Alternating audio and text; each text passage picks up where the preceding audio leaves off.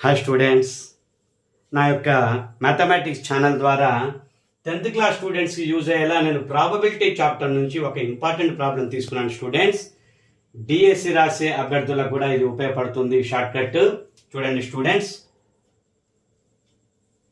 There are 4 red balls, 5 green balls and p white balls. The probability of red balls is 1/3.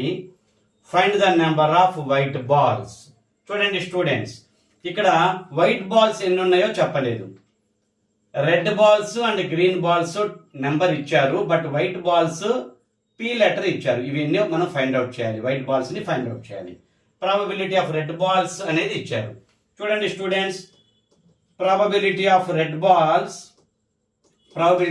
Balls ని మనం తెలుసుకోవాలంటే చూడండి, 4 favourable conditions 4 divided by total number of balls అన్నప్పుడు 4 + 5 + p తీసుకోవాలి. 4 + 5 + p. Red balls, green balls and white balls total favourable conditions. Numerator లో మనం చూడండి, red balls యొక్క ప్రాబబిలిటీ ఇచ్చారు కాబట్టి రెడ్ బాల్స్ 4 తీసుకోవాలి. This is equal to red balls యొక్క ప్రాబబిలిటీ 1/3 ఇచ్చారు కాబట్టి 1/3కి ఈక్వల్ చేయాలి.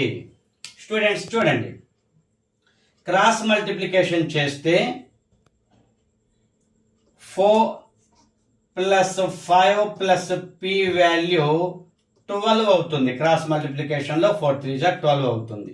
ఇక్కడ 4 + 5 9 ఉంది కదా, అంటే p వాల్యూ రావాలంటే 12 మైనస్ ఇక్కడ 4 + 5 9 ఉంది కదా, 9 రైట్ సైడ్ తీసుకెళ్తే -9, p వాల్యూ 3 అవుతుంది.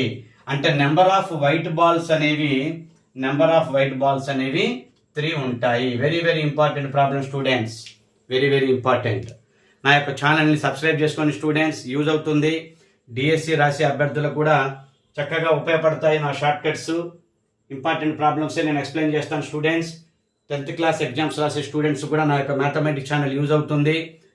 నా క్లాసెస్ని ఫాలో అవ్వండి స్టూడెంట్స్, మీకు యూజ్ అవుతుంది స్టూడెంట్స్. చాలా చాలా ఇంపార్టెంట్ క్లాసెస్ స్టూడెంట్స్. నా యొక్క మ్యాథమెటిక్స్ షార్ట్ కట్స్ని, ట్రిక్స్ని ఫాలో అవ్వండి స్టూడెంట్స్, మీకు యూజ్ అవుతుంది. Okay, thank you students.